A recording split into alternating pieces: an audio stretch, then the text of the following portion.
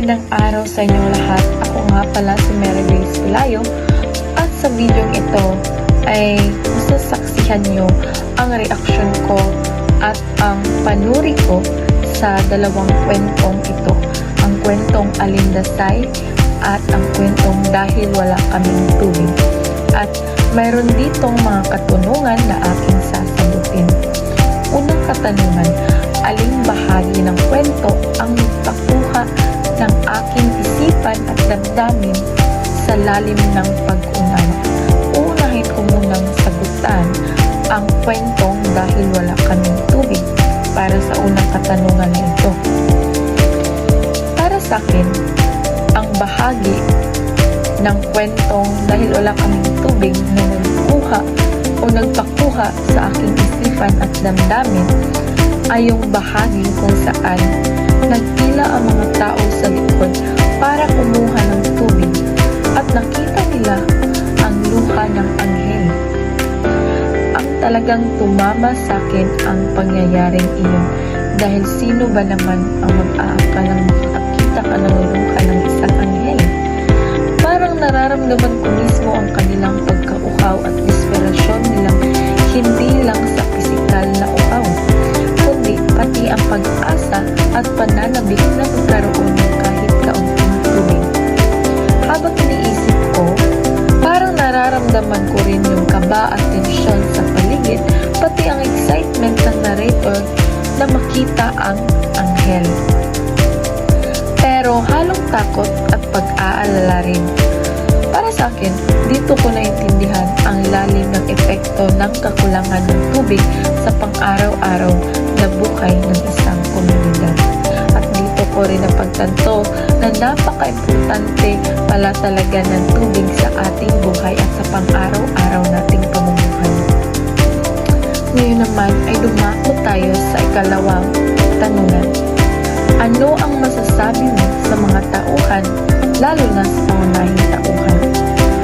Ang pangunahing tauhan sa kwentong ito ay si Giboy, si Pichong, si Jingjong, ang Kapitan Jingjong, at ang mga tao sa likod o mga tao sa hagulay.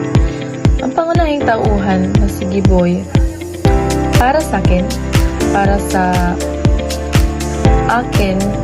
base sa nabasa ko sa kwento, si Giboy ay napaka-obserbante at sensitibong bata.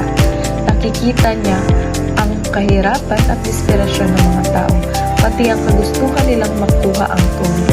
Nakaka-relate ako sa kanya kasi ramdam mo na parang siya rin ay nahahati sa damdamin. Kasi gusto niyang makatulong pero kailangan rin niyang sundin ang mga patakaran ni nanay at alagaan ng sariling pamilya. Ang ibang tauhan naman tulad ng tagalikod ay nagpapakita ng kolektibong kilos at resilience. Kahit mahirap ang sitwasyon, sila ay simbolo ng katatagan ng tao sa harap ng kakulangan at pagsubok.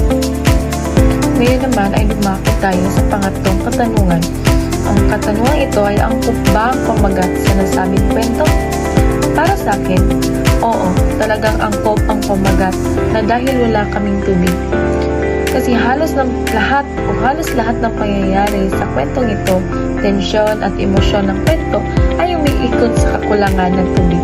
Mula sa paghihintay ng ulan, mga pila sa likod, ang pakikisalamuhan ng narrator at ng kanyang pamilya, hanggang sa damdamin ng mga tao, lahat ay may kinalaman sa tubig. Ang pamagat ay simple, diretso, pero malinaw na nagsisilbing sentrong tema ng kwento. At para naman sa ikaapat na katanungan, masalimuot ba ang banghay ng kwento? Para sa akin, hindi masalimuot sa paraan ng pagsasalaysay, pero masalimuot sa damdamin at pangyayari. Maraming interaksyon, obserbasyon at detalye tungkol sa bawat tao sa komunidad, pati na rin sa pangunahing tauhan. Habang sinusundan mo si Giboy sa kanyang pag-ihip, ang kanyang pagmamasid sa mga tao at ang simbolikong luha ng anghel, ramdam mo ang kompleksidad ng buhay sa likod at ang kahalagahan ng bawat patak ng tubig. Para naman sa panghuling katanungan, makikita mo rito o mula sa kwentong dahil wala kaming tubig. Para sa akin, makikita rito ang teoryang realismo dahil ang kwento ay nakatutok sa tunay na kalagayan ng tao, ang kakulangan ng tubig, pang-araw-araw na buhay sa hagunoy, at ang mga reaksyon ng mga tao sa natural na pangyayari. Wala itong labis na pantasya, ang mga elemento ng kwento ay malapit sa totoong buhay, kaya ramdam mo ang realism at ang hirap ng sitwasyon.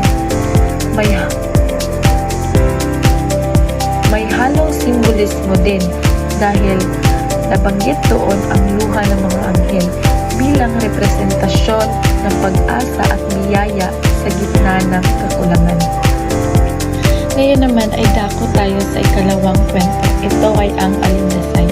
Para sa unang katanungan, aling bahagi ang tumatak sa akin? Sa lahat ng bahagi ng kwento, ang pinakatumatak talaga sa akin ay yung bandang dulo, kung saan nalaman ni Miguel na hindi pala si Oliverio ang tunay niyang ama, at mas lalo pang mabigat kasi kinidnap lang pala siya noon. Parang binabasa ko yun, parang nararamdaman ko yung bigat sa dibdib ni Miguel. At parang sa halip na masagot ang tanong niya, mas lalo pa siyang naligaw. Napaisip din ako na minsan sa buhay, kahit anong hanap natin ng katotohanan, hindi talaga ito laging dumarating ng buo. Ano ang masasabi ko sa mga tauhan, lalo na kay Miguel? Para sa akin, si Miguel ay isang napakatotoong tauhan. Nakita ko sa kanya yung isang taong naghahanap ng sarili niya kung saan siya nagmula, kung sino talaga siya. Nakaka-relate ako kasi lahat naman tayo ay dumaan sa mga ganitong punto ng buhay na nagtatanong tayo tungkol sa sarili natin. Kahit pagod na siya, hindi pa rin siya sumuko. Pero, masakit lang kasi sa kulit, hindi niya nakuha ang sagot na gusto niya. Si Oliverio naman ay napakalito. Nakakalito ang karakter niya.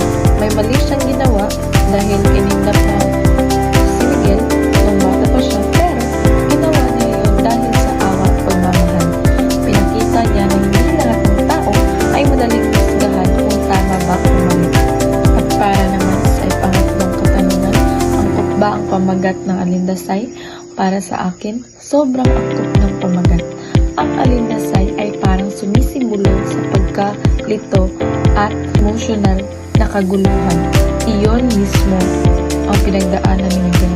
Habang tumatagal ang kwento, mas nararamdaman ko na parang lumulubog siya sa isang sitwasyon na hindi niya maintindihan.